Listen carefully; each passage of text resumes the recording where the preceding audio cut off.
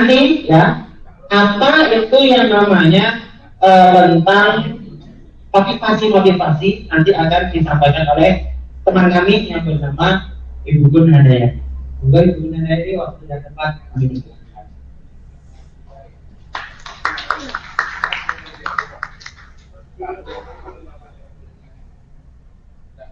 Assalamualaikum warahmatullahi wabarakatuh.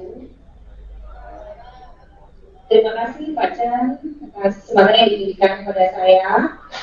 Saya akan melanjutkan apa yang sudah disampaikan oleh Pak Chandra Pamungkas mengenai kalau Pak Chan tadi menyampaikan tentang nilai-nilai kebajikan universal yang nantinya kita implementasikan dan untuk mewujudkan profil pelajar Pancasila yang Pak Chan tadi ya.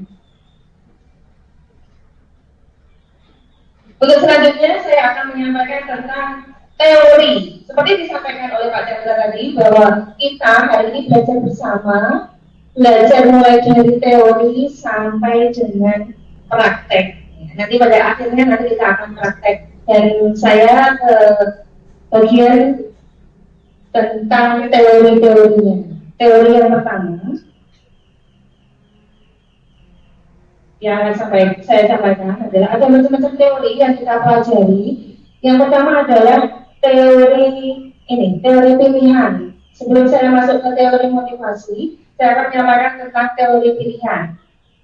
Teorinya disampaikan oleh William Clauser bahwa dalam teori pilihan, perilaku seorang manusia adalah buah dari pilihan. Jadi kita itu mendisiplinkan siswa itu merupakan suatu pilihan ya. Kita menghukum siswa itu juga merupakan suatu pilihan. Kita datang ke sekolah tepat waktu itu pilihan. Pilih tepat waktu atau terlambat. Pilih datang ke sini atau tidak itu juga merupakan pilihan.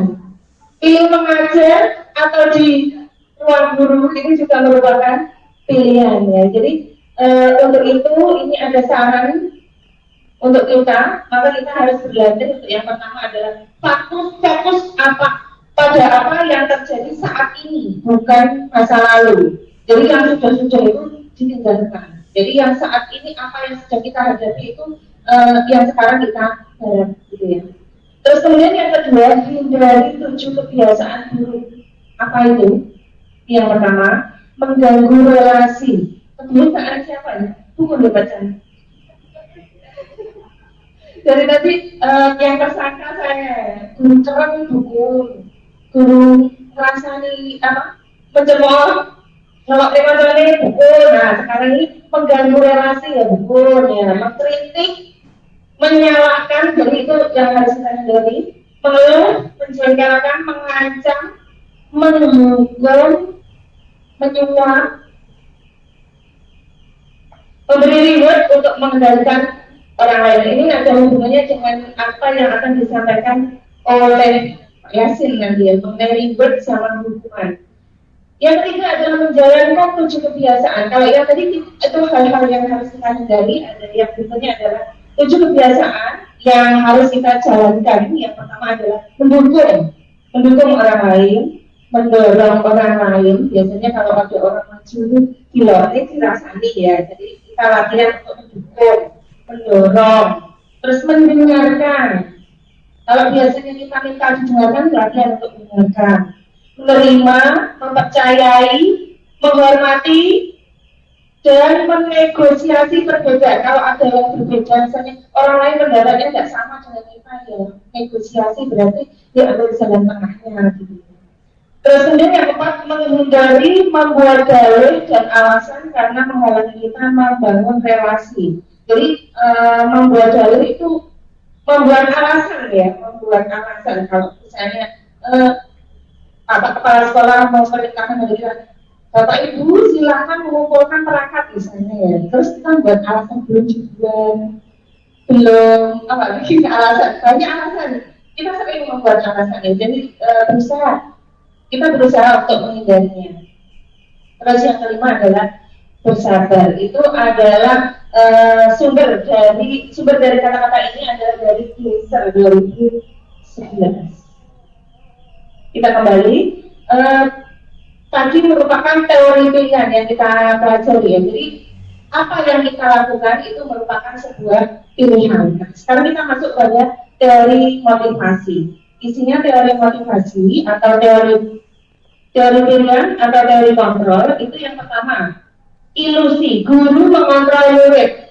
Bapak Ibu mungkin pernah mengontrol murid, contohnya misalnya Bapak Ibu memerintahkan murid untuk membawa rapor ke ruang guru, itu salah satu kontrol ya. Terus kemudian memerintahkan pada siswa besok untuk datang tepat waktu, besok membawa apa gitu ke sekolah gitu ya. Jadi itu bisa mengendalikan siswa. Itu semuanya adalah ilusi sebenarnya ya. Itu ilusi. Kenapa kok disebut ilusi? Karena kontrol dari seorang guru itu searah ya, dari pihak guru, berasal dari pihak guru. Jadi guru memerintah itu mengontrol siswa itu berasal dari guru, bukan berasal dari diri siswa itu sendiri. Jadi itu ilusi. Suatu saat siswa akan tidak mau diperintah lagi. Nah, itu merupakan ilusi. Ilusi itu hal yang menipu ya, menipu. Jadi siswa manut kepada gurunya itu merupakan tipuan karena tunduk atau patuhnya siswa itu tidak berasal dari diri siswa itu sendiri. Ilusi yang kedua, ilusi bahwa kritik dan membuat orang merasa bersalah itu dapat menguatkan karakter. Jadi kalau kita itu melok-melok siswa misalnya, kamu pakaiannya tidak rapi, kamu kurang baik, kamu membolos, nah, itu kan kritik ya, kritik kepada siswa. Nah itu juga ilusi. Itu tidak akan membawa keberhasilan kepada kedisiplinan siswa. Tapi kalau kedisiplinan siswa itu berasal dari dirinya sendiri, maka itu nanti kita tidak usah memerintah, kita tidak usah mengontrol, maka kita tidak usah mengkritik. Kritik ini kalau dibuat negatif, akhirnya bisa mengakibatkan bully ya. Bully itu juga kritik, kalau orang itu ya. Jadi itu merupakan ilusi. Kalau semua yang berasal dari guru, ya, jadi diperintah oleh guru itu merupakan ilusi. Jadi kita berusaha agar siswa itu paham sendirinya, meyakini sesuatu sehingga siswa itu nanti akan berbuat disiplin, memakai seragam dengan lengkap, ya dengan benar, itu berasal dari dirinya sendiri. Jadi kita berusaha untuk seperti itu. Jadi nanti di akhir di resolusi nanti kita akan belajar bagaimana caranya membuat siswa belajar atau mendisiplinkan diri dari dirinya sendiri. Terus kemudian ilusi bahwa semua penguatan positif, efektif dan bermanfaat. Penguatan positif memuji. Kalau dipuji itu bermanfaat atau efektif. Kalau ada anak pinter terus kemudian dipuji-puji, apakah itu efektif? Ilusi juga bagus. Ya, saya juga baru menyadari hal itu karena belajar ini. Ini baru tahu. Dan saya ingin Bapak Ibu semuanya yang ada di sini juga mengetahui bahwa semua ini mengontrol murid, memberikan kritik, memberikan pujian, bahwa orang dewasa memiliki hak untuk memaksa sampai memaksa itu merupakan ilusi. Ilusi itu hal yang menipu, tidak sebenarnya. Jadi di depan kita mungkin siswa patuh, nurut, tapi di belakang kita tidak tahu, ya kan?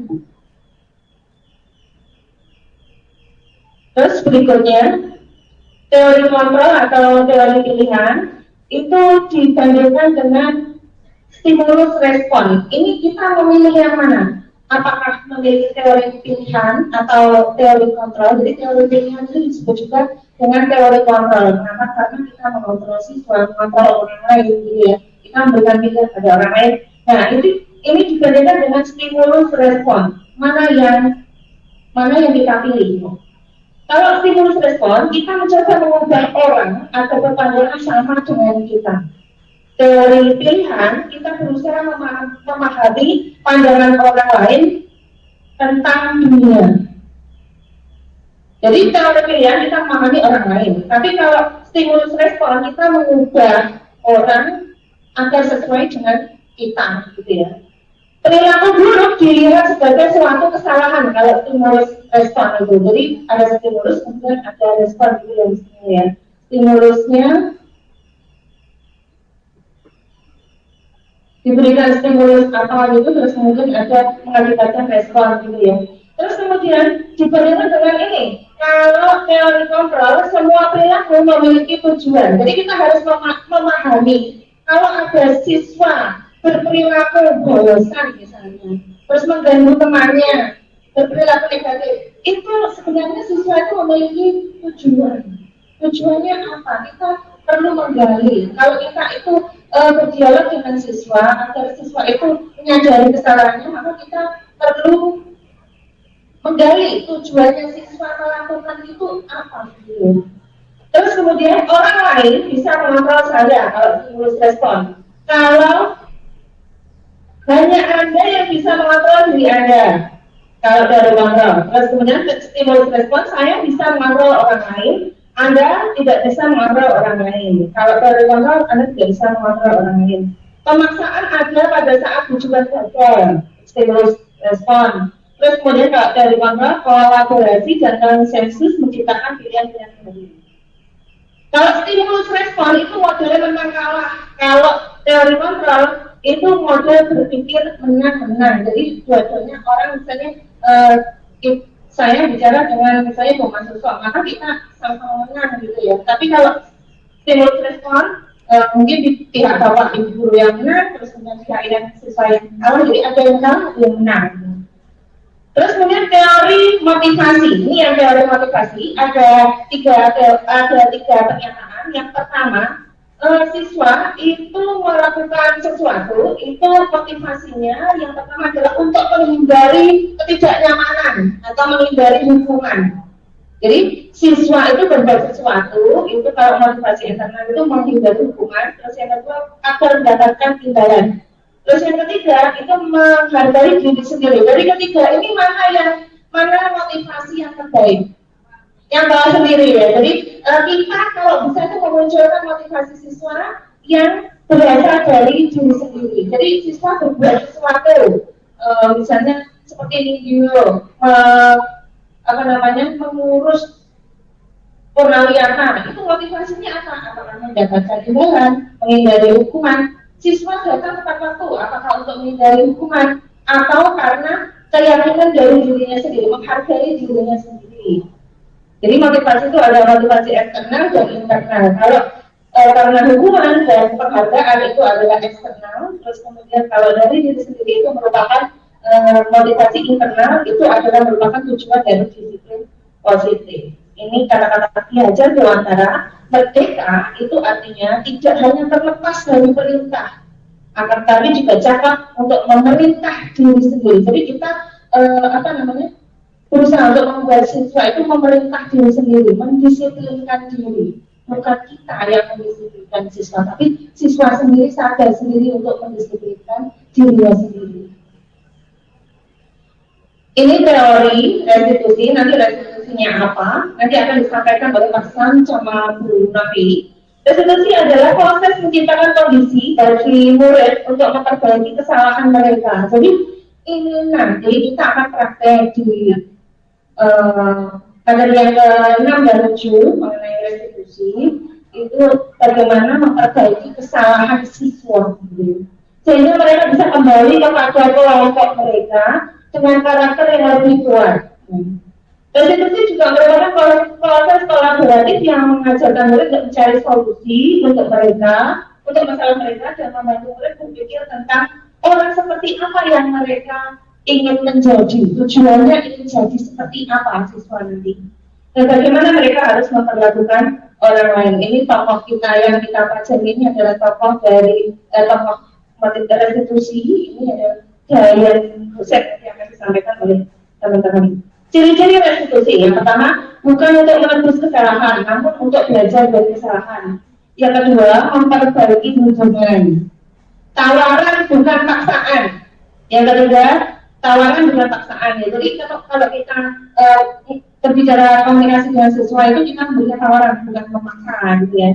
Terus kemudian yang keempat, restitusi merupakan untuk melihat ke dalam diri, restitusi mencari kebutuhan dasar yang dasar tindakan. Restitusi sendiri adalah cara yang paling baik. Restitusi fokus pada karakter, bukan tindakan. Jadi kita menumbuhkan karakter pada siswa. Jadi bukan sekedar tindakan. Kalau tindakan besok berubah lagi, balik lagi. Ya. Jadi kalau karakter nanti akan bertahan lama, selamanya akan tetap menjadi karakter dia. Restitusi memberikan siswa yang berdasar pada kelompoknya. Itu materi dari saya. Nanti akan dilanjutkan oleh saya.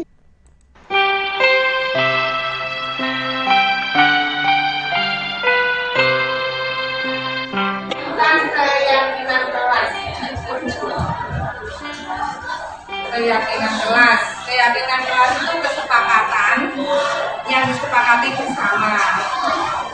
SMP Negeri 1 Munut itu sekolah yang bagus apa salah-salah? Bagus. Bagusnya SMP 1 Munut itu yang membuat bagus adalah orang-orang yang ada di SMP 1 Munut, ya kan ya? Ya. Di antaranya adalah kalian, siswa SMP 1 Munut. Setuju apa tidak? Setuju. Kalian ingin jadi orang baik atau tidak?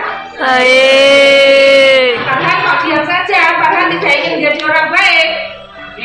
Agar seorang kita ini tetap baik, tetap mendapatkan nama baik di mata masyarakat, maka saya akan memberikan keyakinan kelas. Yang pertama, ya kita buat kesepakatan supaya kalian jadi wong apik. SMP 1 Munut itu jadi baik, ya, SMP yang bagus. Yang pertama, datang tepat waktu. Ada yang terlambat apa tidak? Ada. Yang terlambat siapa? Danang. Terimakan semuanya belajar. Kalau ada yang keluar itu berarti baik apa tidak baik?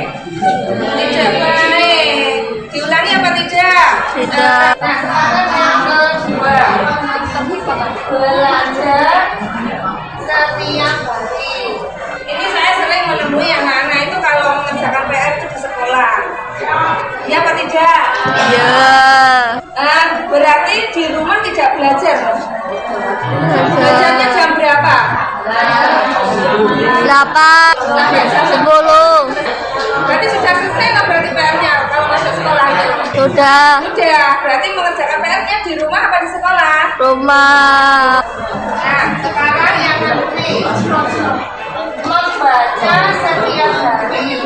Kalian membaca apa tidak setiap hari? Baca. Yang kedua, mengerjakan tugas dan mengumpulkannya tepat waktu. Kalian mengumpulkan tugas tepat waktu apa tidak? Berarti kamu seharusnya merasa dirimu orang yang baik. Berarti yang betul itu dijalankan, yang salah itu ditinggalkan. Tidak mencontek saat tes penilaian harian. Tes apa saja, tes kuis, tes vocab, dan saat ulangan tidak mencontek. Kalian mencontek apa tidak? Mencontek itu baik atau jelek? Jelek. Orang baik itu mengerjakan yang baik apa yang jelek? Yang baik. Berarti orang baik itu mencontek apa tidak? Tidak. Karena tidak membawa HP ke sekolah. Sekolah dilarang bawa HP ke sekolah ya. Kalian mengerjakan nomor 1 sampai 8 ini apa tidak? Jangan. Mengerjakan. Baik kan? Tadi. Nanti mulai besok jangan makan. Punya kelas ya. 9 tidak ikut kelas saat jam pelajaran berlangsung. Ada yang tidur apa tidak? Menjaga kebersihan lingkungan sekolah. Ini kamu ikut menjaga kebersihan lingkungan sekolah apa enggak? Contoh pada membuang sampah yang benar di mana? Bukan di bangku. Menolong orang lain saat kesusahan. Terus membolos itu baik apa tidak? Tidak baik. Tidur saat jam pelajaran? Tidak baik. Membawa HP ke sekolah itu merupakan peraturan baru ya. Ada yang makan saat jam pelajaran berlangsung? Tidak. Mulai besok jangan makan. Jadi ini kesepakatan agar sekolah kita menjadi baik. Nah, ini karena kita sepakati bersama, maka ini saya minta ketua kelas untuk menempel. Terima kasih. Baik. Di kelas 9B, apakah sudah ada yang namanya komitmen atau keyakinan kelas? Jadi kesepakatan di kelas ini sudah ada apa belum? Belum. Kesepakatan bersama di antara sampean bersama kelas 9B. Ya, satu. Datang tepat. Satu. Datang tepat waktu.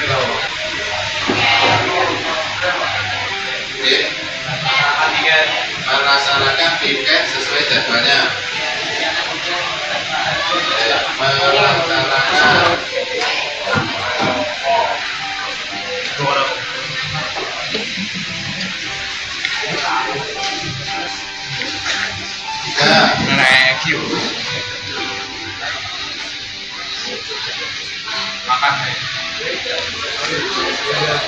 tidak membolos saat tidak di kelas. Tidak membolos saat ada PMT, ada PMT online. Oke. Tidak membolos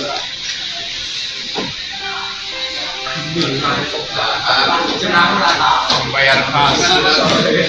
Kalau nanti macam jam pelajaran boleh bolos. Tidak membolos saat di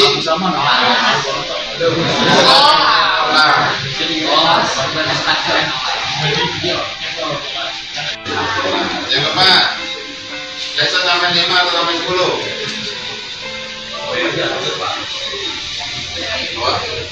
Gimana? Nanti disimpan akan teman lain.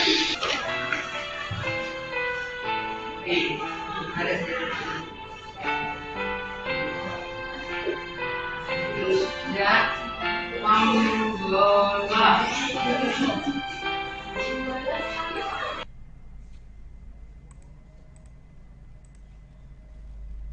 Akun Handayani MPD, saya mengajar bahasa Inggris di SMP Negeri 1 Ngunut, Kabupaten Tulungagung.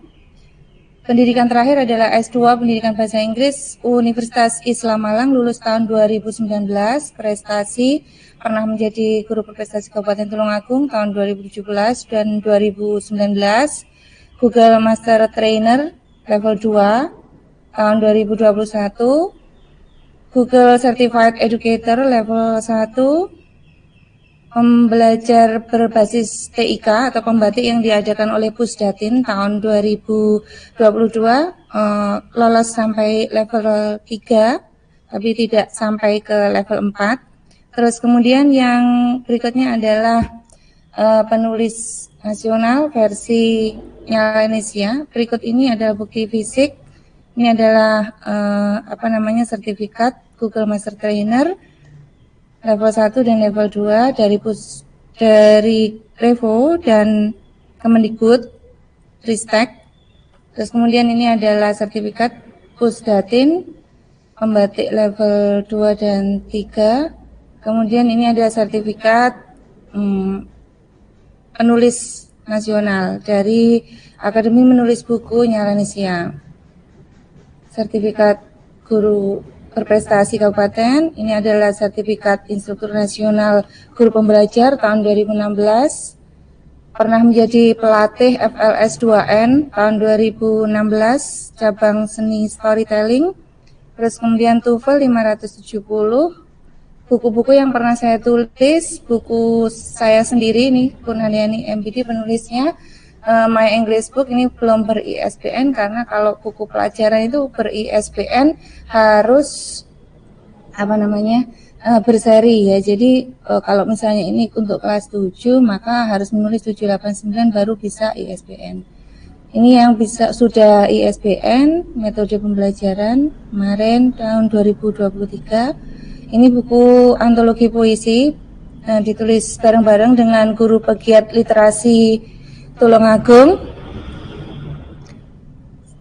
Isinya tentang puisi. Sajak Alam adalah antologi puisi yang ditulis bersama guru dan siswa SMP Negeri 1 Ngunut. Ini adalah beberapa puisi saya yang masuk majalah Media. Demikian tentang saya. Di sini saya memaparkan tentang diri saya, bukan berarti saya itu ingin menjadi hebat dan menonjolkan diri saya. Saya mungkin di antara Bapak Ibu ada yang pernah satu event dengan saya, mungkin pernah dalam instruktur pembelajaran, atau mungkin Bapak Ibu yang hadir di sini lebih pengetahuan dan pengalamannya lebih dari saya, dan itu sekedar informasi dari saya. Sekali lagi webinar siang kali ini saya tampil sendiri, saya tidak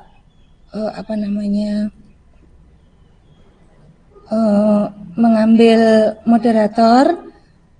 Dan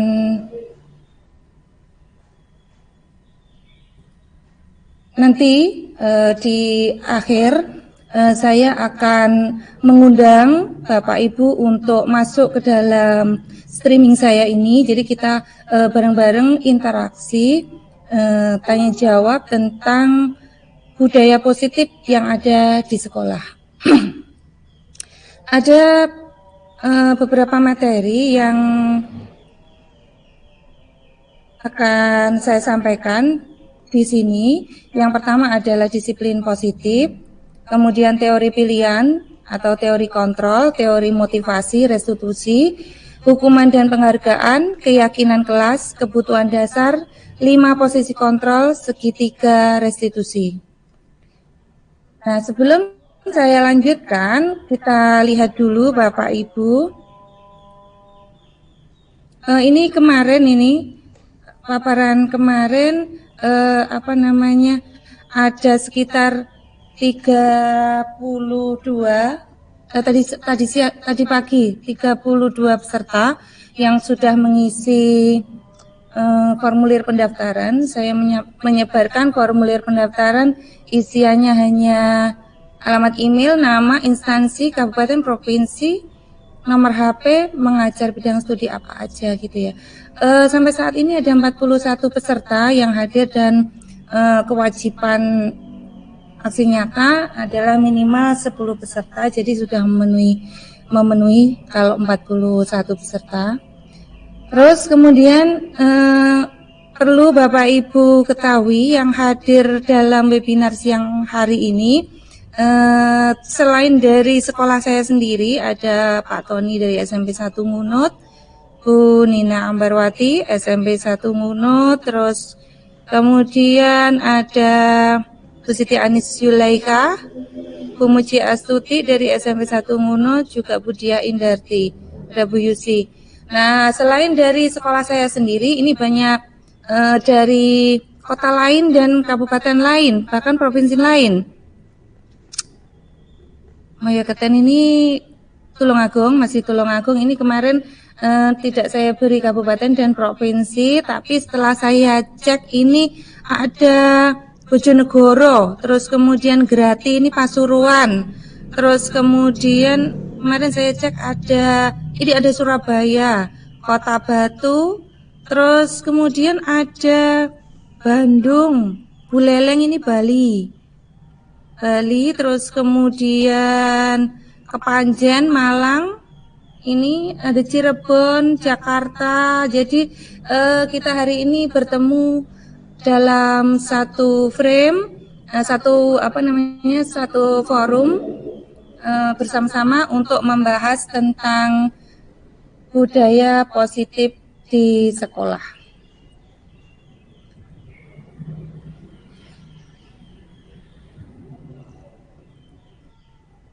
Hari ini akan ada door prize. Bapak Ibu sudah saya mintai nomor HP untuk yang jauh, untuk yang dekat bisa saya sampaikan di sekolah saya sendiri. Ini nanti untuk Bapak Ibu yang masuk live streaming ini dan bertanya jawab dengan saya, nanti kita atau sharing ya, bukan tanya jawab ya, sharing ide tentang budaya positif di sekolah. Nanti akan saya berikan door prize, merchandise sekedarnya ya.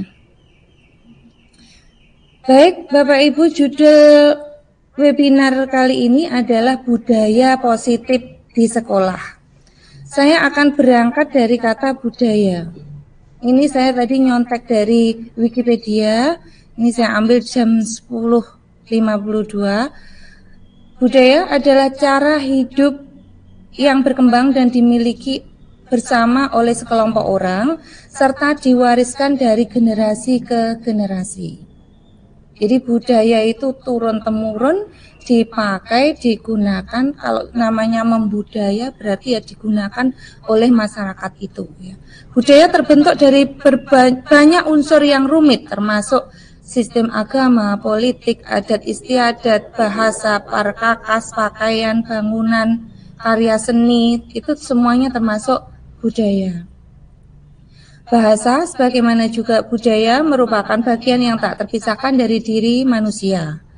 Sehingga banyak orang cenderung menganggapnya diwariskan secara genetis. Jadi kebiasaan-kebiasaan yang ditumbuhkan di rumah itu merupakan juga termasuk budaya. Budaya merupakan suatu pola hidup menyeluruh, kompleks, abstrak, luas. Nah, ini tadi kita akan membahas budaya positif yang diterapkan di sekolah. Untuk yang akan datang kita akan banyak belajar tentang contoh-contoh mengenai materi yang kita bahas yang ini disiplin positif. Jadi budaya yang ingin kita bahas di sekolah, budaya positif itu yang ditanamkan biasanya adalah disiplin.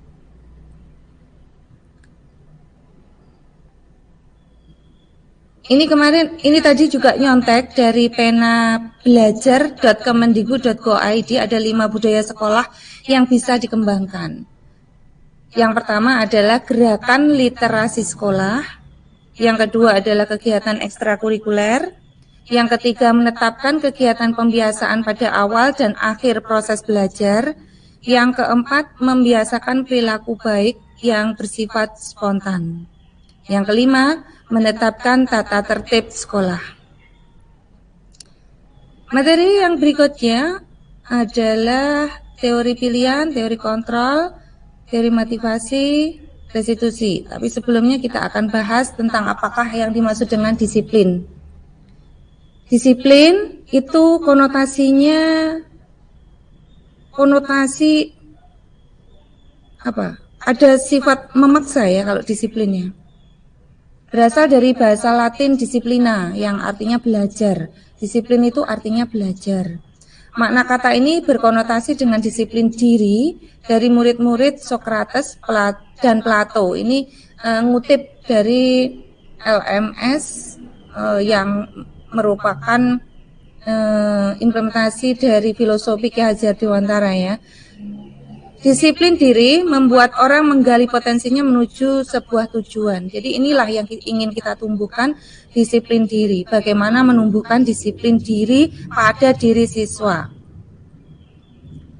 Disiplin diri membuat orang menggali potensi menuju sebuah tujuan, apa yang dia hargai, namun dalam budaya kita, makna disiplin telah berubah menjadi sesuatu yang dilakukan seseorang pada orang lain ya. Jadi seharusnya kita itu menerapkan atau menumbuhkan disiplin diri pada siswa dengan melakukan ini tadi contoh yang diberikan oleh pena.belajar.kemendikbud.go.id itu dengan melakukan pembiasaan di awal dan akhir proses belajar.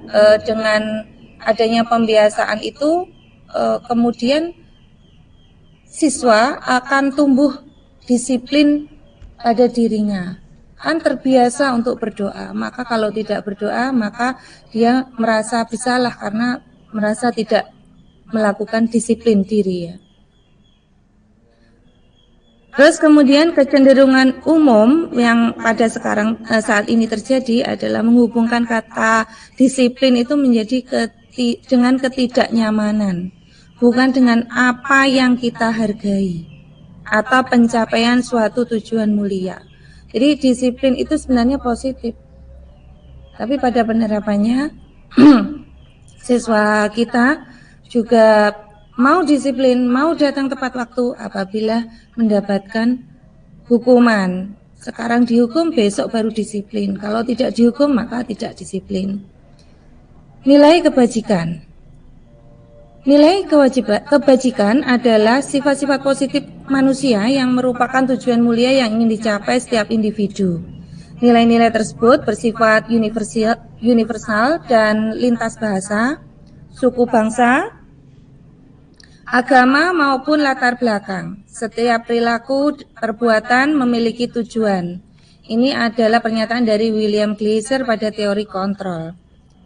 Dengan mengaitkan nilai-nilai kebajikan yang diyakini seseorang, maka motivasi intrinsik. Jadi yang ingin kita capai ya ini motivasi intrinsik ini yang ingin kita bangun pada diri siswa kita itu motivasi intrinsiknya.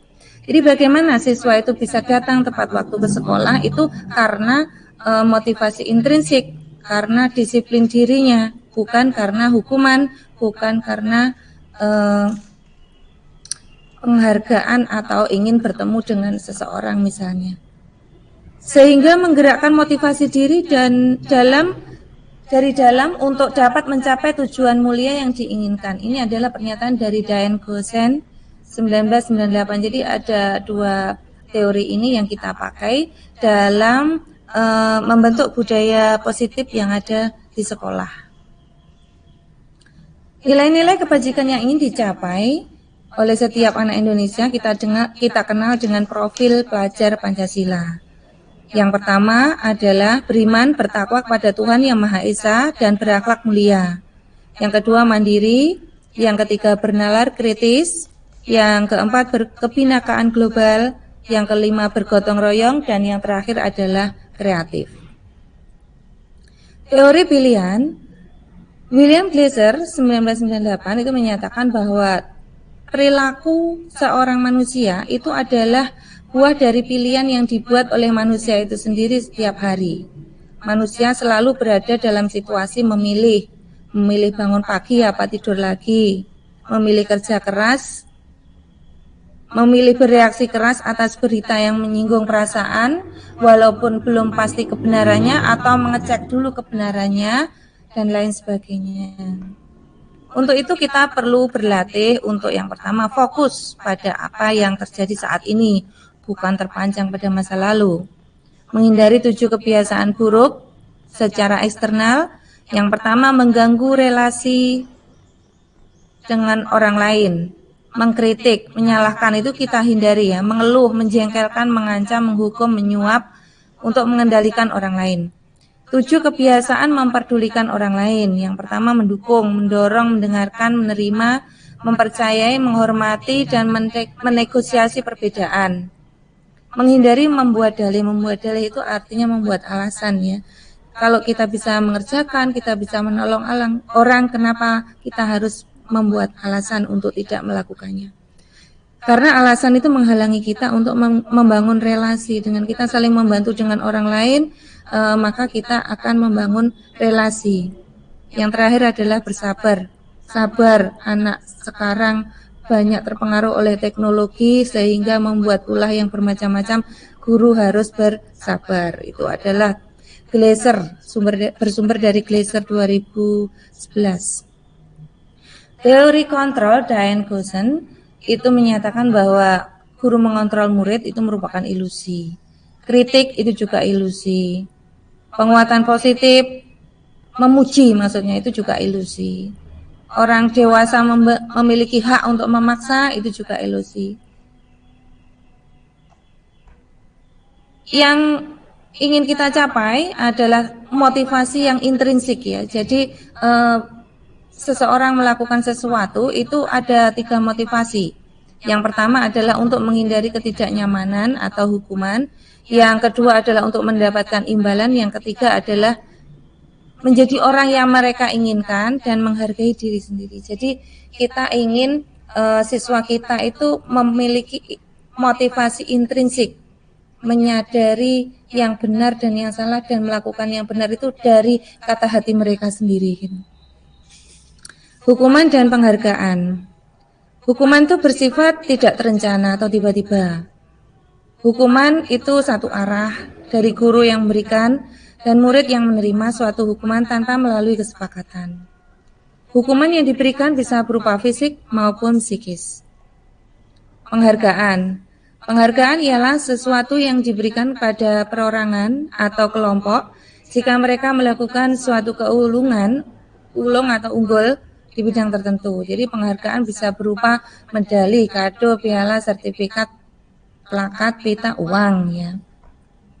Penghargaan bisa menjadi hukuman. Nah, ini terjadi apabila kita berulang kali menjanjikan hadiah pada anak-anak agar berperilaku bertanggung jawab atau kepada seorang murid agar mempelajari sesuatu yang baru atau kepada seorang karyawan agar melakukan pekerjaan yang berkualitas. Kita sedang berasumsi mereka tidak dapat melakukannya atau mereka tidak akan memilih untuk melakukannya. Jadi penghargaan itu bisa menjadi hukuman.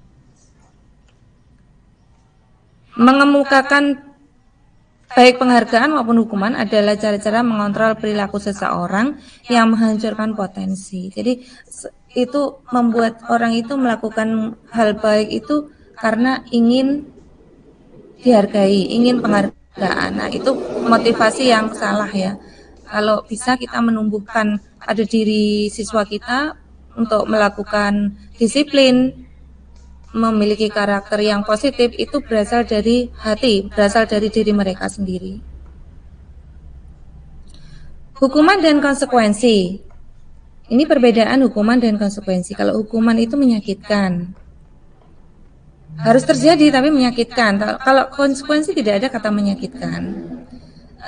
Orang kalau melakukan sesuatu karena konsekuensi, membersihkan tumpahan teh di meja itu konsekuensi karena telah membuat mejanya kotor. Nah, itu orang kan akan karena menyadari konsekuensi kan akan dengan sukarela untuk membersihkannya. Tapi kalau hukuman menumpahkan teh di meja terus kemudian dihukum dipukul misalnya. Nah, itu kan menyakitkannya.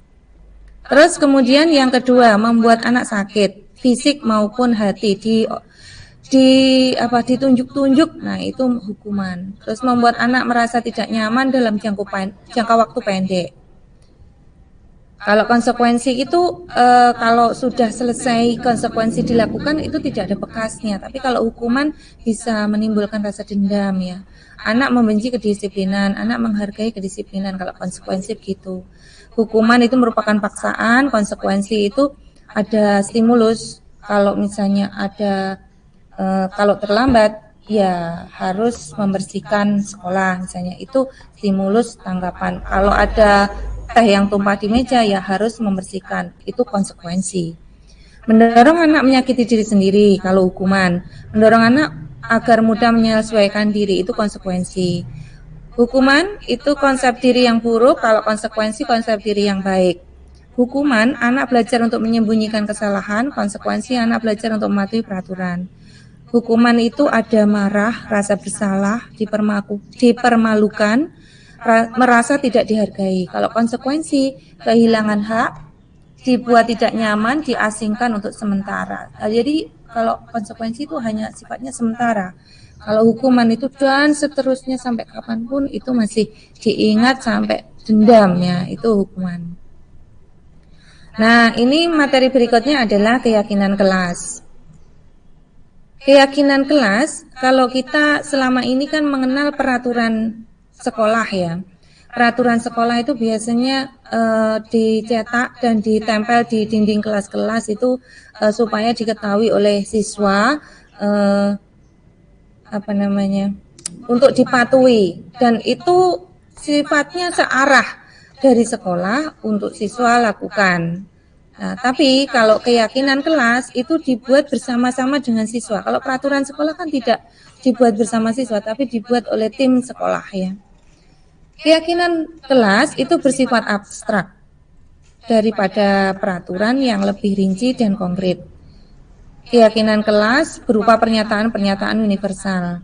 Pernyataan keyakinan kelas senantiasa dibuat dalam bentuk positif. Keyakinan kelas hendaknya tidak terlalu banyak sehingga mudah diingat dan dipahami oleh semua warga kelas. Keyakinan kelas itu diyakini oleh semua kelas ya. Sebaiknya sesuatu yang dapat diterapkan di lingkungan tersebut. Semua warga kelas hendaknya ikut berkontribusi dalam pembuatan keyakinan kelas lewat kegiatan curah pendapat. Bersedia meninjau kembali, jadi bisa ditinjau kembali kalau keyakinan kelas misalnya ini tidak sesuai, maka diganti dari waktu ke waktu, itu bisa ya. Terus kemudian ini contoh keyakinan kelas, kemarin sudah diterapkan di beberapa kelas di SMP Negeri 1 Ngunut. Yang pertama, datang tepat waktu. Yang kedua, misalnya belajar setiap hari. Kan banyak di antara siswa itu yang tidak ada kesempatan untuk belajar, tapi karena gangguan teman, ajakan teman, atau karena sibuk dengan gadget, jadi belajarnya terlalaikan sehingga PR juga dikerjakan di sekolah ya. Jadi PR menjadi PS, pekerjaan rumah menjadi pekerjaan sekolah, dan itu pun mencontoh teman. Nah, kalau siswa itu ditanamkan untuk belajarnya setiap hari, entah itu setengah jam, 1 jam, 2 jam, kalau setiap hari belajar, maka tidak akan ada PR menjadi PS, tidak akan jadi seperti itu, tidak akan ada buku ketinggalan. Nah, itu kemarin yang saya tanamkan ke siswa pada saat saya menyampaikan keyakinan kelas seperti itu. Belajar itu setiap hari, minimal 1 lembar dibaca, buku paket itu ya. Ini membaca juga setiap hari. Sekolah kita menanamkan untuk kebiasaan membaca 10 menit sebelum pelajaran. Mengerjakan tugas dan mengumpulkannya tepat waktu. Ini kemarin adalah keyakinan kelas yang sudah disepakati di kelas 9B kemarin ya, bersama dengan gurunya Pak Imam kemarin. Tidak mencontek saat tes, tidak membawa HP ke sekolah. Ini adalah kesepakatan antara guru dan wali murid yang sudah diputuskan dalam rapat dinas ya. Tidak membolos saat jam pelajaran. Ini perlu ditanamkan kepada siswa kita bahwa jam belajar itu adalah dari jam 7 sampai jam 12.40, dan itu harus dipatuhi oleh siswa, dan membolos itu adalah perbuatan yang tidak baik, karena siswa kalau sudah SMP itu sudah banyak pengaruh, teman-temannya sudah semakin banyak dari desa lain, dari mana-mana, dari kakak yang SMA. Nah, itu biasanya ada di sekolah ini yang siswa yang suka membolos gitu, tapi itu kasus per anak saja. Terus kemudian ini yang perlu ditanamkan juga, tidak makan pada saat jam pelajaran berlangsung. Nah, ini biar kita mendapatkan budaya yang positif. Kalau jam pelajaran makan itu berarti kan tidak baik, tidak konsentrasi. Konsentrasinya kan pada makan, tidak pada penjelasan guru. Jadi diusahakan untuk tidak makan pada saat jam pelajaran berlangsung. Ini kita menumbuhkan budaya untuk menghargai siapa yang bicara di depan kelas itu ya. Jadi Bapak Ibu coba tanamkan pada siswanya untuk tidak makan pada saat jam pelajaran berlangsung, tidak tidur di kelas pada jam pelajaran berlangsung. Nah ini kalau di wilayah Ngunut ini banyak sekali warung kopi ya, jadi banyak anak-anak yang ngopi malam dan kemudian pagi di kelas ngantuk ya. Itu kalau bisa Bapak Ibu ingatkan untuk tidak terlalu malam tidurnya. Nah ini anak-anak biasanya juga terganggu oleh gadget dan sibuk dengan gadget sehingga sampai malam tidak ingin tidur, sampai tengah malam tidak ingin tidur sehingga besoknya di kelas ngantuk dan tertidur saat jam pelajaran berlangsung. Nah ini memang kasus juga, hanya sebagian kecil kalau di SMP 1 Ngunut punya beberapa anak, tapi ini diusahakan kalau ditempel gitu kan disepakati bersama, maka anak-anak akan memiliki keyakinan untuk tidak melakukannya. Terus kemudian yang terakhir adalah menjaga kebersihan lingkungan. Nah ini untuk menjaga kebersihan lingkungan sekolah ini kadang anak kita sekarang ini hanya beberapa loh yang mau menjaga kebersihan lingkungan, yang mau memungut sampah di mana saja mereka bertemu, terus kemudian membersihkan kelas dan lingkungan mereka. Kepedulian siswa itu sangat kurang sekali kalau saat ini. Kalau semua siswa itu menjaga kebersihan lingkungan, sekolah itu tidak butuh suruh untuk membersihkan lingkungan. Sekolah akan dijaga oleh siswa sendiri. Kebersihan sekolah akan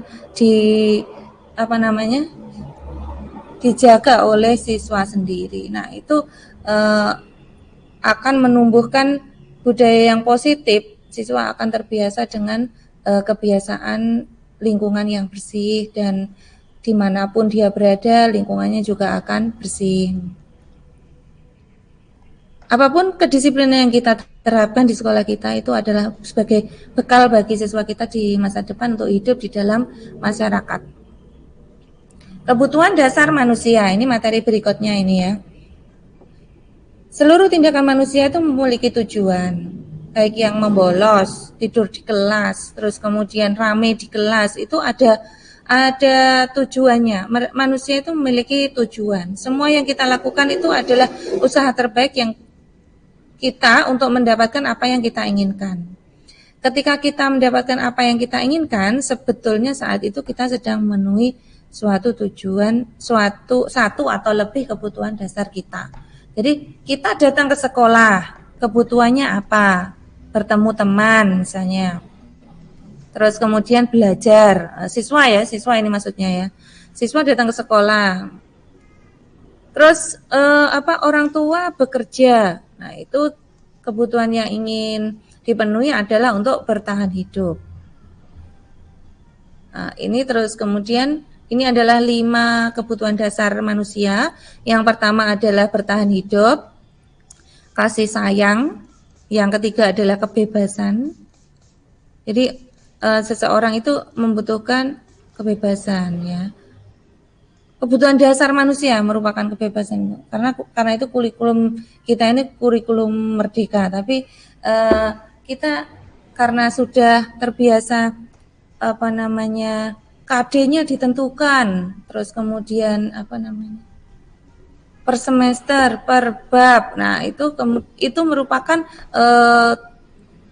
ketidakbebasan dari menghalangi kebebasan kita.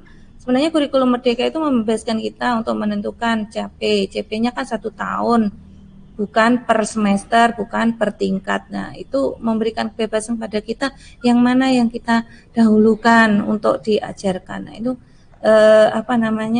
kurikulum merdeka itu memberikan kebebasan kepada guru, tapi guru inginnya ditentukan CP-nya kelas 7 apa, nah, ditentukan bersama-sama. Tetap aja kita ingin kebersamaan ya.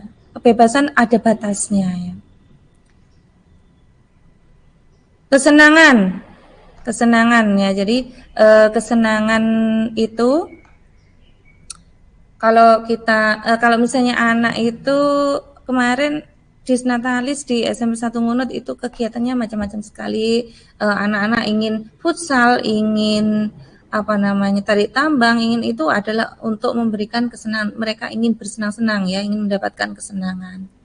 Penguasaan atau power. Ketika seorang murid melakukan suatu perbuatan yang bertentangan dengan nilai-nilai kebajikan atau melanggar peraturan, hal itu sebenarnya dikarenakan karena gagal memenuhi kebutuhan dasar mereka. Ada 7 materi untuk hari ini.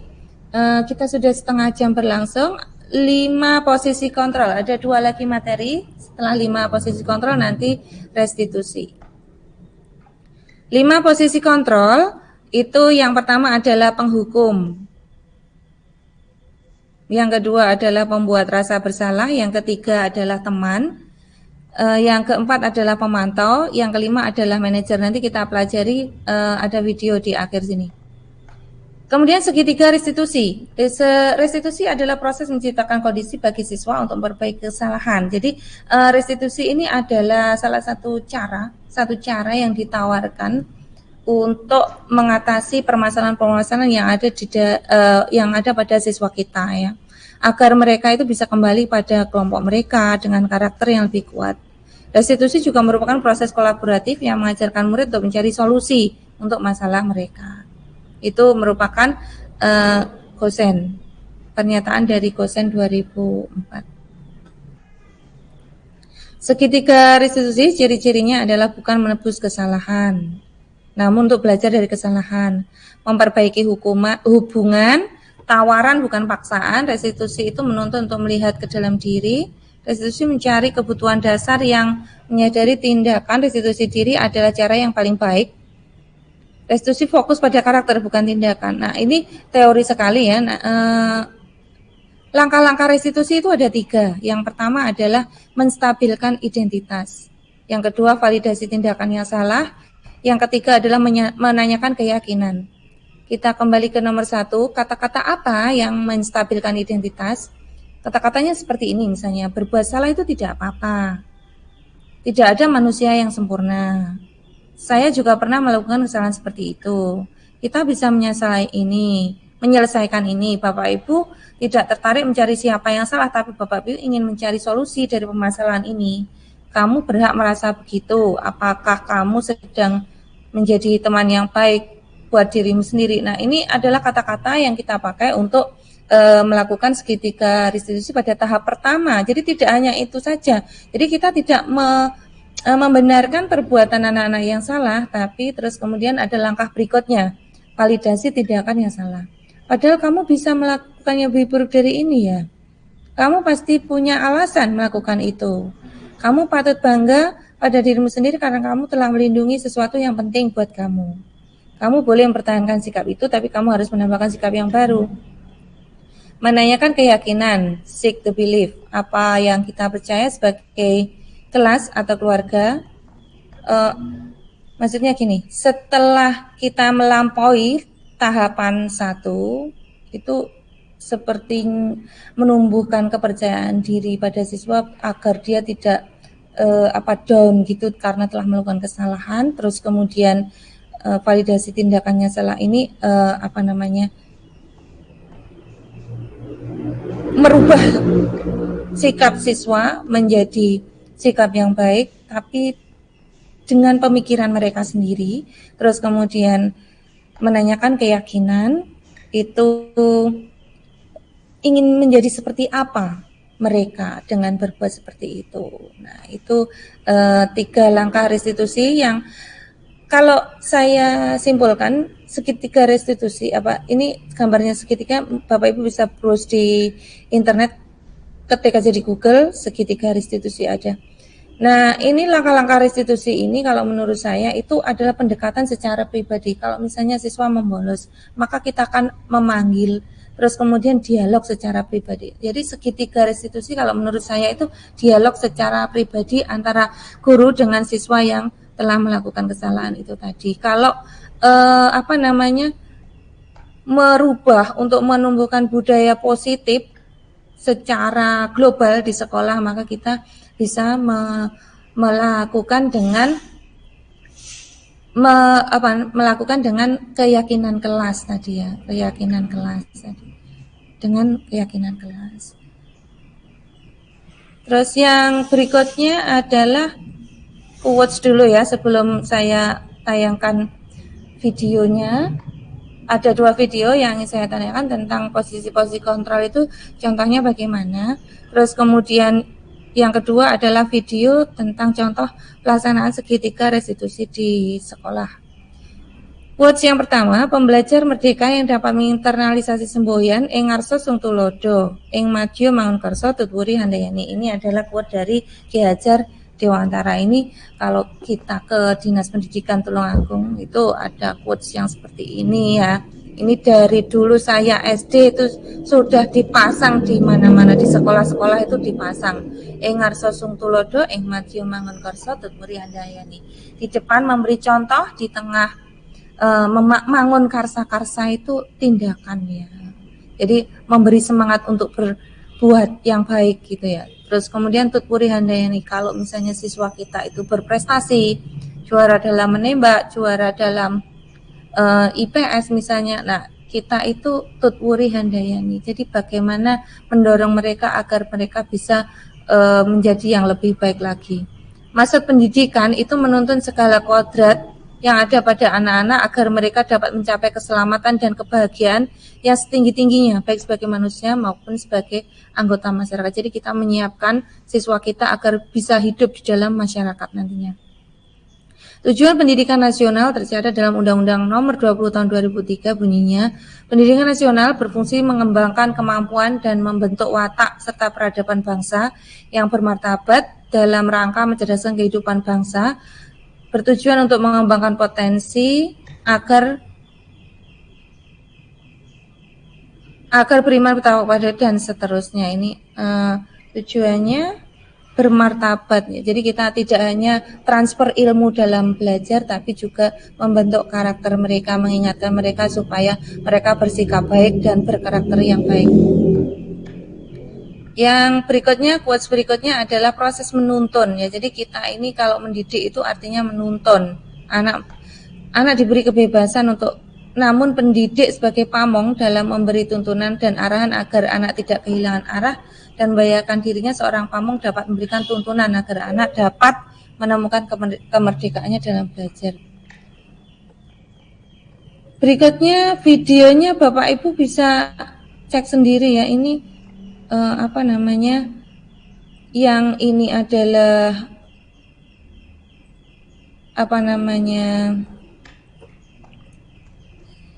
tentang 5 posisi kontrol. Nanti akan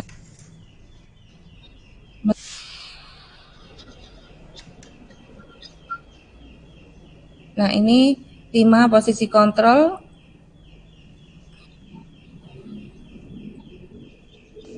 Bisa nanti saya kirimkan ke yang minta, bisa saya kirimkan ke nomor HP-nya masing-masing. Terus kemudian video yang kedua ini adalah contoh. Ini nyarinya gampang ini. Kalau di YouTube itu channel saya, ini maksudnya di channel saya.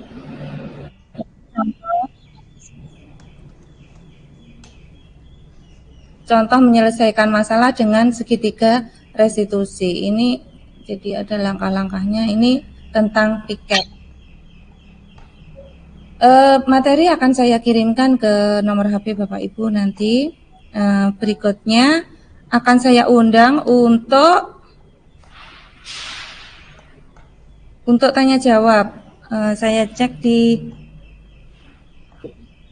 ya, ini Kepanjen Malang hadir, oke. Terus kemudian saya keluar dulu dari share screen ini. Saya hentikan share screen-nya. Saya akan mengundang Bapak Ibu untuk masuk ke stream ini dan dialog dengan saya. Ini ya, Kepanjen Malang hadir, ada Bu Yusi, banyak chat. Yang ingin bertanya silakan ketik pertanyaannya di kolom chat, akan saya kirim link StreamYard dan saya undang untuk masuk ke streaming. Oh, Bu Yusi siap ya, Bu Yusi ya? Bu Yusi.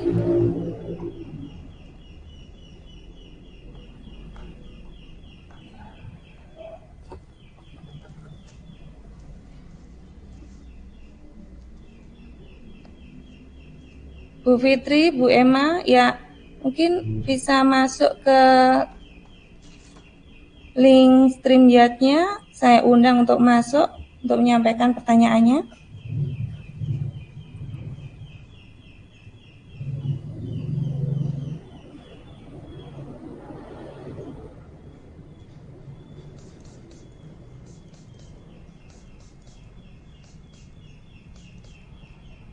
Belum ada yang masuk, baik. Sambil menunggu penanya, kita akan menonton video yang tadi ya, contoh dari 5 posisi kontrol tadi ya. Stop dulu ya, baik Ma. Selamat bergabung di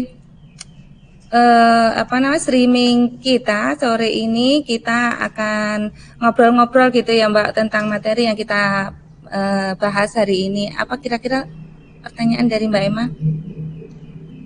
Saya punya pertanyaan. Perkenalkan dulu, saya Bu Emma Daniar dari SMPN 1 Ngunut yang mengajar mata pelajaran seni budaya. Di sini saya mau bertanya dan minta solusi dari Bu Kun selaku pembawa acara di sini, selaku pemateri yang punya acara materinya.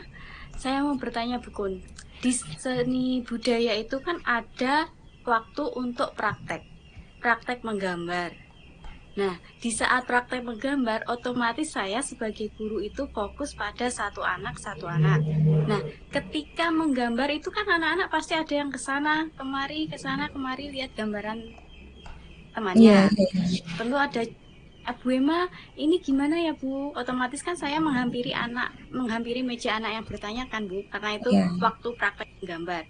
Ketika saya fokus membantu satu anak, terus yang ada anak yang lain tuh rame, saya jadi bingung. Terus ada juga yang keluar kelas. Karena saya terlalu fokus pada satu anak, otomatis saya tidak tahu kalau misalnya tiba-tiba ada yang keluar kelas, itu hilang satu anaknya. Terus tiba-tiba ada yang kembali lagi membawa jajan. Itu saya benar-benar kayak fokus ke semua anak karena itu waktu praktek.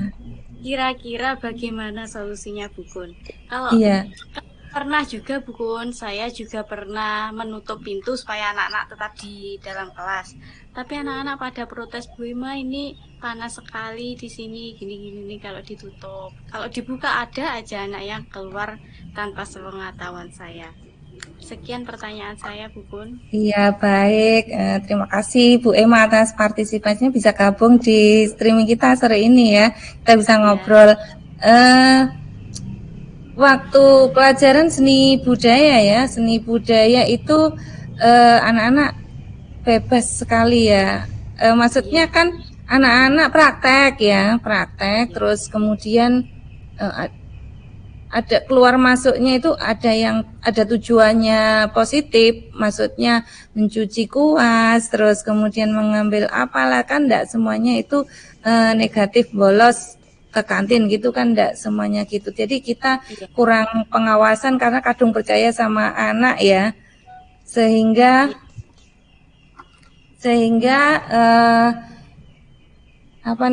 anak jadinya menyalahgunakan gitu ya Bu ya, menyalahgunakan kepercayaan kita ya. Iya. Nah itu kalau menurut saya Bu, kita tadi sudah belajar tentang keyakinan kelas. Coba kita lihat lagi tayangannya. Kalau sebelum pelajaran menggambar, misalnya pelajaran seni budaya, sebelum kita masuk gitu, terus kemudian kita coba membuat kesepakatan kelas biar kelasnya itu lebih tertib gitu ya. Ini ditulis di depan kelas ya, kan ini tidak membolos. Kalau ke kantin pada jam pelajaran itu namanya membolos ya Bu ya. Nah itu terus kemudian tidak makan saat jam pelajaran berlangsung. Nah itu kan mereka membawa makanan kan tidak baik ya Bu ya. Harusnya mereka kalau misalnya anak yang gambarannya bagus itu ikut lihat bagaimana caranya, itu kan belajar gitu ya. Ikut Bu Emma memperhatikan siswa tadi yang tanya tentang apa itu. Bagaimana cara gambarnya, warnanya. Bagaimana cara gambarnya, kan anak itu bermacam-macam ya Bu ya. Ada yang pintar gambar, terus kemudian ada yang pas-pasan kepandaiannya. Nah itu anak sebenarnya bisa saling belajar dari temannya. Coba untuk yang akan datang Ibu pakai ini, keyakinan kelasnya dibaca dulu sebelum mulai pelajaran. Jadi sebelum mulai pelajaran ini dibahas bersama, ditulis di papan tulis, terus ditempel gitu Bu.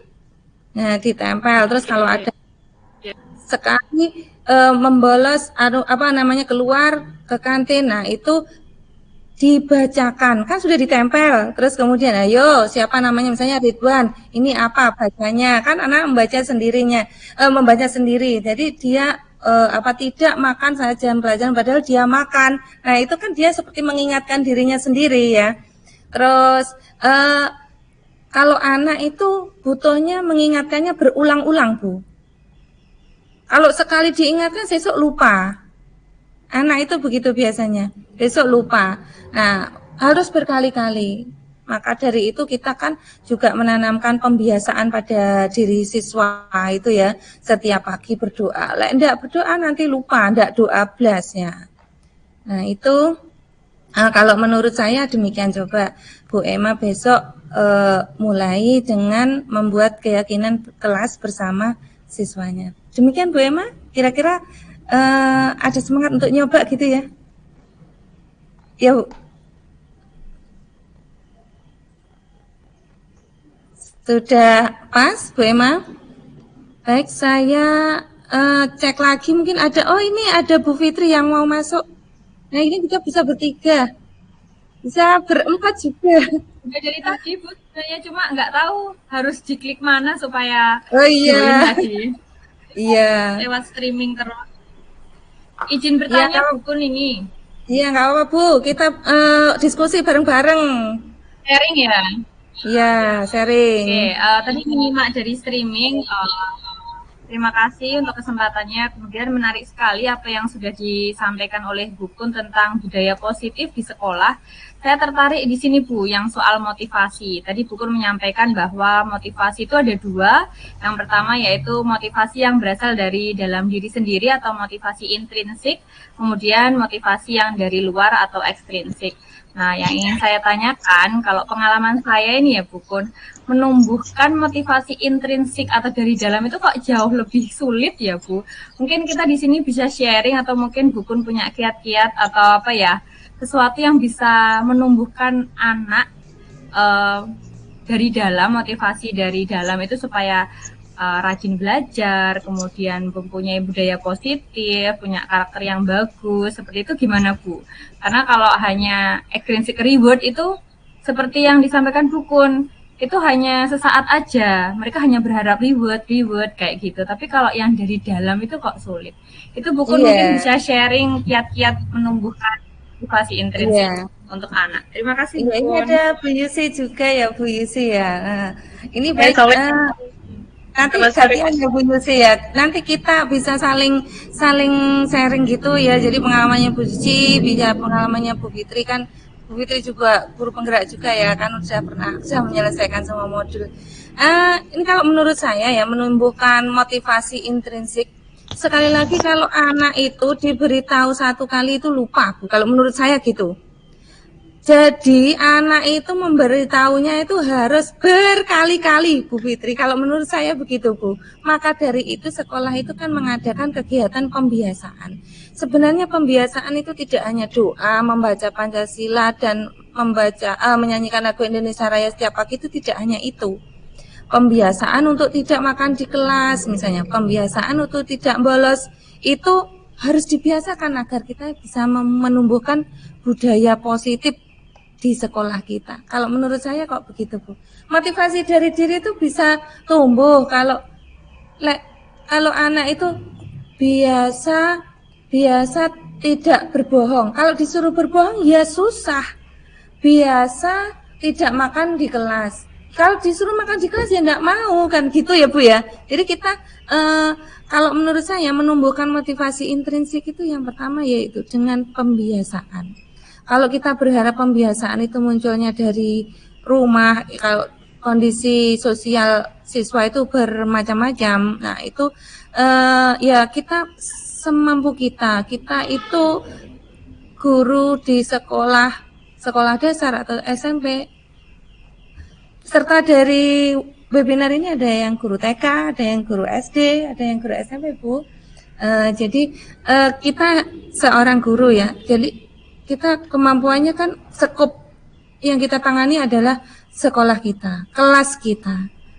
Kalau kita ingin merubah pendidikan nasional, itu kita kan ibaratnya kita hanya melakukan dengan tangan kecil kita.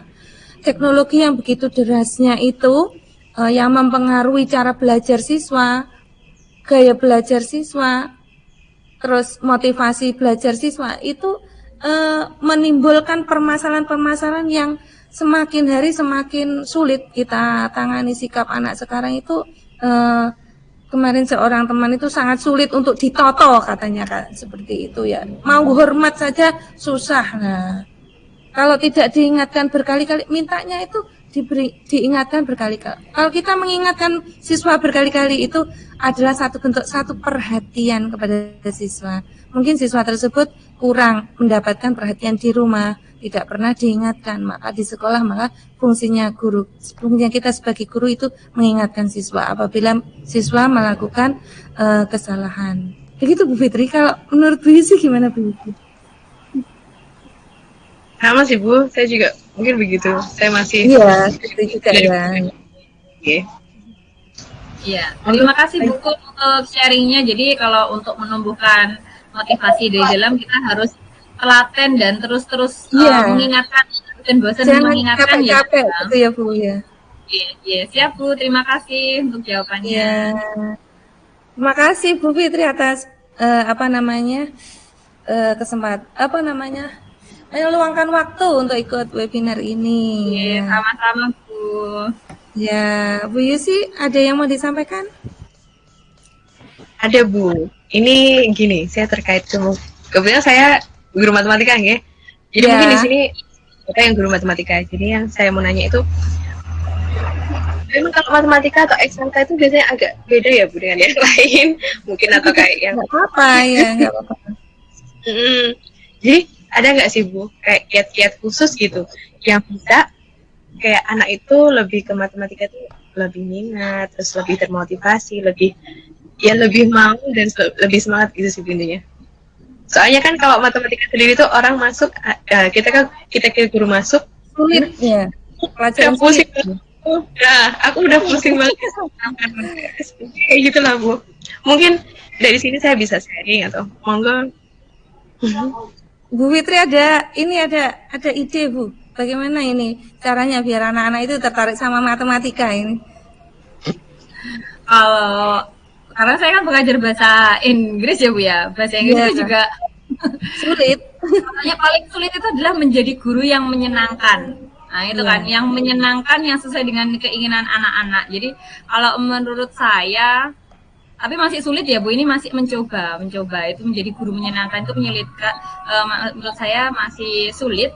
Yang pertama kita harus tadi menumbuhkan motivasi anak itu bisa melakukan ice breaking.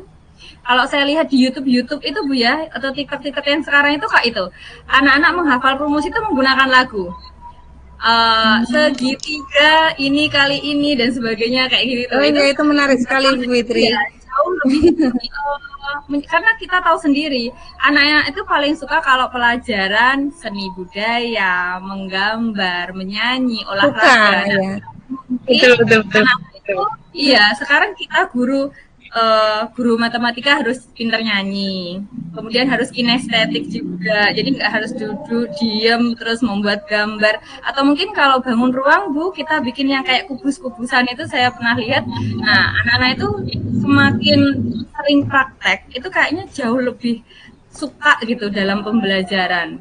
Saya pun bahasa Inggris juga, anak-anak itu lebih suka kalau disuruh praktek descriptive text contohnya. Tidak hanya membayangkan, contoh Pak Tony adalah guru. Nah, kemarin ini pengalaman Bu. Saya kemarin itu descriptive text. Saya berikan gambar, itu guru ganteng, rambutnya cepak. Anak-anak itu mendeskripsikan apa? I have a teacher.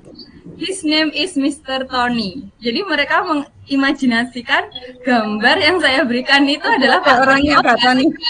Iya, gitu. Oh gitu ya, kalau saya suruh mendeskripsikan Pak Tony seperti apa, mungkin nggak bisa. Tapi setelah saya beli gambar, oh ini ngarahnya ke Pak Tony ya, seperti itu. Jadi mungkin dengan berbagai macam media, itu anak jauh lebih tertarik, tidak hanya matematika. Jadi kita itu harus, guru apapun sekarang harus nyeni dalam tanda kutip kalau menurut saya sih.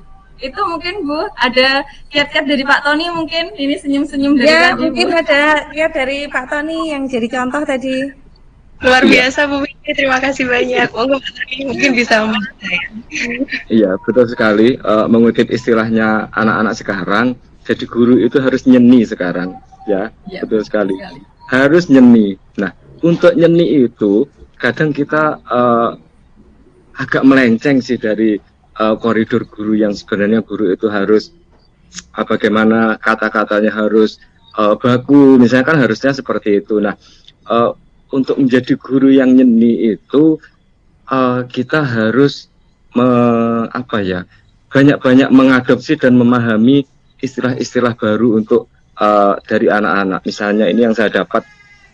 Tapi sebelumnya Bu Fitri dan Bu Yesis, Bu Kun dan Bapak Ibu yang lain yang menyimak, bukan cuma bahasa Inggris dan matematika ya Bu yang anak-anak mungkin kurang suka.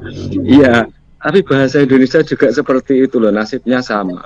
Mereka anak-anak sebagian besar itu yang laki-laki itu menganggap bahasa Indonesia adalah pelajaran yang membosankan. Aku wis iso gaya apa sino bahasa Indonesia seperti itu. Nah, untuk menumbuhkan motivasi intrinsik itulah saya biasanya begini. Saat memulai pembelajaran itu saya mulai dulu dengan 10 menit atau 15 menit itu saya tidak langsung masuk ke pembelajaran. Saya biasanya mendengarkan cerita mereka. Maaf, ini yang terbaru. Ternyata anak-anak dari kelas 8 itu ada yang ngefans dengan salah satu guru, bapak guru. Nah, terutama yang cewek-cewek. Saya dengarkan aja mereka itu sukanya bagaimana dengan bapak guru ini, bagaimana, nggak usah sebut merek ya. Ya. Oh, ternyata gini. Nah, kemudian saya masuk ke yang cowok-cowok nih, yang laki-laki. Itu saya minta mereka menyebutkan seperti Bu Fitri tadi. Kira-kira kalau yang cewek-cewek suka dengan bapak ini, yang cowok-cowok sukanya dengan ibu siapa, gitu kan? Nah, ada menyebutkan seperti itu Bu Fitri. Sama juga ya Pak ya. Ya. Jadi semangatnya itu yang menimbulkan semangat gurunya berarti Pak ya. Betul. Nah, Ya, selain guru itu, itu harus bisa memberi contoh berarti. Ya. Yang menjadi idolanya anak-anak itu ya. Nah, kembali lagi ke guru yang agak melenceng tadi nih. Kadang saya harus menggunakan bahasa-bahasa yang agak gaul, agak bagaimana ya istilahnya, bukan baku lah.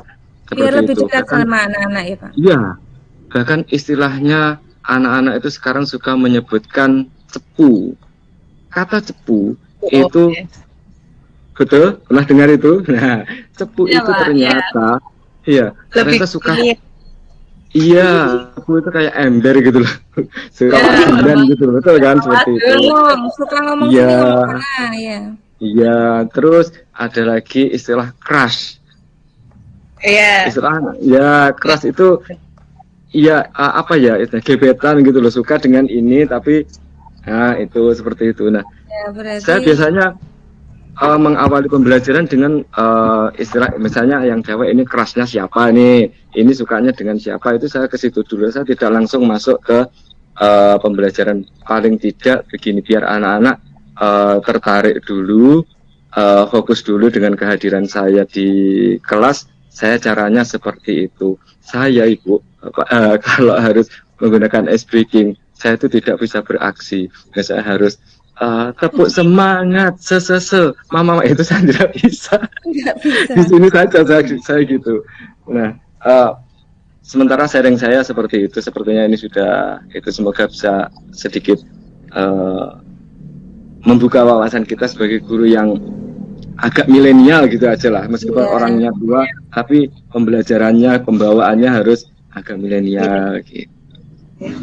Luar biasa, Pak. Tidak terlalu kaku lah gitulah. Dalam katanya Ki Hajar Dewantara itu pembelajaran itu harus sesuai dengan kodrat zaman dan kodrat anak. Nah, kita itu harus mengikuti, kita tidak boleh out alias terus yang belajar itu harus buka buku gini, harus taat, diem, duduk. Nah, mungkin memang kita waktunya harus jalan supaya bisa memasuki dunia anak itu gitu. Iya. Terima kasih bahkan kalau ada anak, iya. sedikit lagi. Bahkan kalau ada anak yang tidak suka duduk di bangku itu, saya biarkan. Saya bukan guru yang kaku harus duduk di bangku diam begini mungkin tidak. Kalau mereka sukanya lesehan, mereka saya bolehkan lesehan asal mencatat, asal mengikuti pembelajaran bahasa seperti itu di kelas. Seperti itu, nggih. Terima kasih. Oh, gitu ya. Pada intinya ini kita itu ingin menumbuhkan motivasi siswa secara intrinsik itu kita harus bisa memanage diri kita agar anak itu suka dengan kita gitu ya.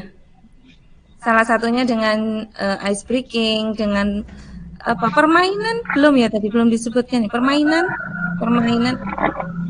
sudah ya Bu Fitri tadi ya, permainan.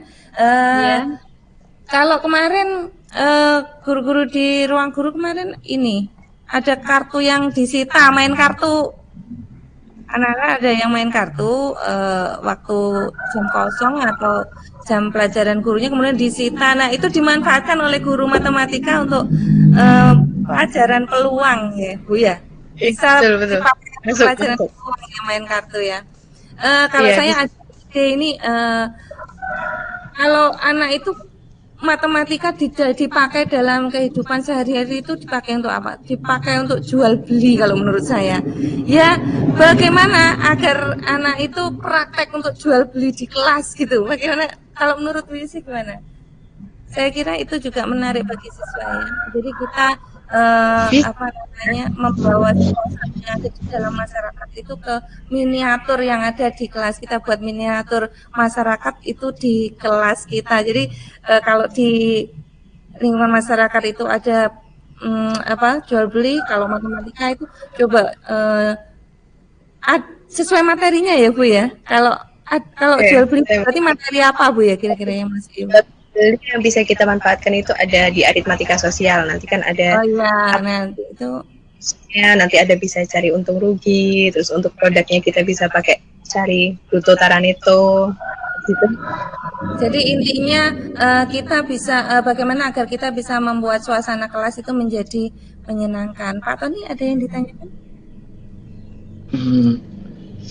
Sementara cukup terkait dengan terkait dengan kartu itu kan kartu remi ya yang di kelas itu. Nah, saya rasa itu ya, saya melihatnya bukan sesuatu yang negatif, Bun. Kalau misalnya saya pas masuk kelas ada anak yang main itu, saya tidak melihatnya sebagai sesuatu yang negatif. Karena saya menilai itu adalah bagian dari side effect dari dilarangnya membawa HP ke sekolah. Ada yang main itu, ada yang main layang-layangan, ada yang kertas yang dibunyikan gini jedok gitu kan. Ada. Saya melihat itu sebagai sesuatu yang lebih bagus daripada mereka bermain gadget. Karena dengan bermain kartu itu mereka bisa berkolaborasi. Gitu kan. Tidak pakai pulsa Pak ya? Iya, asalkan gini, tidak pakai uang gitu. Dan tidak saya pakai pernah, uang ya di awal-awal saya kan pernah sempat agak gimana gitu melihat anak bermain kartunya kan saya ambil, saya taruh di meja saya, terus saya gunakan kartu itu untuk membaca estafet. Biasanya kan ada teks, itu membaca estafet. Kalau kartu ini saya ambil 2 kartu, misalnya kartu yang hati dengan kartu yang keriting itu. Nah, kalau kartu yang keriting ini nanti keluarnya keriting, berarti laki-laki. Kalau yang hati itu nanti yang membaca perempuan, siswa perempuan. Nah, siswa perempuan itu nanti saya minta juga secara random, cara acak, saya langsung tunjuk siapa. Jadi kalau mereka tidak menyimak apa yang dibaca temannya sebelumnya, dipastikan tidak akan tahu. Tidak harus sampai akhir paragraf, mungkin 2 kalimat langsung saya cut, saya ambil kartu hati, berarti saya menyuruh anak yang perempuan untuk membaca, saya sebutkan namanya gitu secara random. Itu pemanfaatan kartu yang sudah saya lakukan di kelas 8K. Ya, bagaimana cara kita agar bisa membuat kelas menjadi menyenangkan dan tidak membosankan dan tidak ditinggal oleh siswa kita gitu ya Pak ya. Terus ini ada permasalahan kita bahas bareng-bareng ya, Bu Fitri, Pak Tony sama Bu Yusi ini bisa meluangkan waktu sebentar ya, kita ngobrol bareng-bareng. Ini ada permasalahan di kolom chat. Ini ada beberapa anak yang sering terlambat sekolah di pagi hari gara-gara bangun kesiangan. Sudah diperingatkan berkali-kali, sudah dipoin tapi tidak ada perubahan. Ini bagaimana ya kira-kira solusinya? Kalau menurut Bu Yusi gimana Bu Yusi? Kalau menurut saya kita deketin dulu sih anaknya. Kita mulai dari deketin anaknya dulu. Kenapa sih Mbak atau Mas? Kok bisa sih sampai bangun tiap hari harus terlambat gini? Apa ini minimal kewajibannya yang pribadi udah dijalanin belum? Kalau misalnya Muslim subuh berarti kan udah harus sholat, berarti harus bangun gitu kan. Terus malam ketika kita jamnya harus mau tidur, kita tuh ngapain aja? Bisa jadi ada beberapa yang saya pernah wawancara kayak gitu, ternyata sampai malam itu game online. Namanya game online itu kan ya nagih gitu ya Bu ya. Atau Bapak Ibu juga mungkin ngerasain main, jadi mungkin ya nagih gitu. Terus ya ini aja, kayak lebih ke ini lagi, baik lagi pembiasaan sih. Kalau udah dikasih hukuman atau tindakan berkali-kali, peringatan berulang-ulang gitu ya Bu ya. Kalau saya peringatkan berulang-ulang dan gurunya tidak capek-capek mengingatkan gitu. Ya, jadi juga butuh yang namanya kerjasama antara guru atau sekolah dengan orang tua. Mungkin dari sama ada pendapat lagi? Oke, kalau menurut saya dari kasus ini kan pernah Bu saya jadi wali muridnya Arka, langsung sebut merek aja. Itu sudah 1 tahun saya itu selalu terlambat. Mungkin dari sini, dari masalah ini kita bisa lakukan segitiga restitusi Bu. Jadi kita melakukan pendekatan kepada anak, di mana kita harus tahu dulu sesuai dengan apa yang disampaikan Bu Kun tadi, bahwa setiap tindakan itu pasti ada alasannya dan ada kebutuhan yang ingin dipenuhi di situ. Jadi kita tahu sesuai dengan apa yang disampaikan Bu Yusi tadi, kita harus tanya, kenapa kamu terlambat? Menurut kamu ini apa yang kamu lakukan setiap hari terlambat itu betul apa tidak?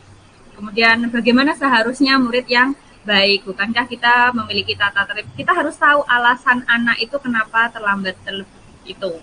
Kemudian kalau setelah kita tahu, kita coba, kita tidak, kalau sesuai dengan apa yang dilakukan di segitiga restitusi, kita tidak langsung memberikan solusi ya Bu, tapi kita mencoba menggali. Anak itu harus tahu, 1, dia tahu kalau dia itu salah gitu, ini tidak benar. Kemudian 2, bagaimana seharusnya gitu. Kalau dia sudah tahu ya Bu, saya seharusnya tidak terlambat. Terus bagaimana usaha tidak terlambat? Karena tadi sudah tahu, mungkin kalau dulu alasannya ada yang bekerja Bu, bekerja malam karena lama COVID, kemudian akhirnya dia kerja di angkringan, kemudian akhirnya dia terlambat. Nah di situ saya memberikan solusi gini, gimana kalau kamu kerjanya nggak sampai jam 2 tutupnya, tapi jam 10 aja karena kamu harus sekolah, kayak gitu. Jadi kita harus tahu alasan. Kedua, benar sekali koordinasi dengan orang tua juga itu harus penting sekali Bu, karena memang pengawasan sebagai guru kita tidak bisa 24 jam. Kita hanya bisa mengawasi selama di sekolah, kemudian kita harus melakukan kolaborasi dengan orang tua juga. Bagaimanapun saya yakin sekali senakal-nakalnya anak itu tidak bisa dilakukan penyelesaian dengan cara yang keras. Saya tahu setiap anak itu yang dilakukan anak itu pasti butuh perhatian. Sekalinya kita menyentuh dari hatinya, mereka merasa diperhatikan, kita merasa membutuhkan dia, tidak hanya dihardik, ini kamu salah, kamu nggak boleh gini. Itu tidak worth it kalau menurut saya. Selama jadi wali, kalau saya melakukan pendekatan persuasif itu akan jauh lebih efektif kalau menurut saya. Terima kasih. Iya, Dan setuju sekali ya Bu Putri. Kita coba untuk ya. pendekatan yang menyentuh hati itu ya. Iya, kita harus jadi ibu kan di sini Bu. Itu bisa menumbuhkan motivasi intrinsik juga. Iya. Dan ya, sudah nggak bolos juga. Pak Tony, ada yang mau disampaikan? Ya. Apa sama? Ya. Terkait permasalahan yang itu, mungkin saya bisa menambahkan kalau kita juga berkolaborasi aktif dengan guru BK. Guru BK nanti akan melakukan home visit ke rumah untuk menggali informasi dengan orang tuanya, bagaimana background keluarganya, seperti itu. Nah, karena kita sebagai guru mapel untuk home visit kan bukan kapasitas kita sebenarnya. Nah, untuk menggali informasi secara lebih detail mungkin kita kolaborasi dengan pihak BK. Pihak BK akan ke home visit ke rumah siswa tersebut, menggali informasi lebih detail, kolaborasi dengan orang tua, bagaimana permasalahan itu bisa terjadi. Dan kita paling tidak yang di sekolah mungkin akan bisa memberikan sedikit toleransi dalam tanda kutip terkait dengan keterlambatan mereka tadi. Gitu kalau menurut saya. Terima kasih atas kehadiran Bapak Ibu untuk hadir di streaming sore hari ini. Saya kira apa yang disampaikan oleh Bapak Ibu bertiga tadi, Bu Fitri, Bu Yusi, dan Pak Tony ini sudah menjawab juga pertanyaan dari Bu Ayu Rahayu ini. Apa segitiga restitusi bisa menyelesaikan permasalahan murid? Menurut saya, kalau segitiga restitusi itu lebih mengena ya daripada kita melakukan hukuman atau menghardik atau restitusi itu sebenarnya menggali permasalahan siswa itu seperti apa, seperti yang dipaparkan Bu Fitri gitu. Mencari alasan siswa kenapa terlambat, terus kemudian kebutuhan apa yang ingin dipenuhi dan sebagainya. Nah, itu tahap-tahapannya tadi sudah saya sampaikan. Yang pertama tadi apa tadi?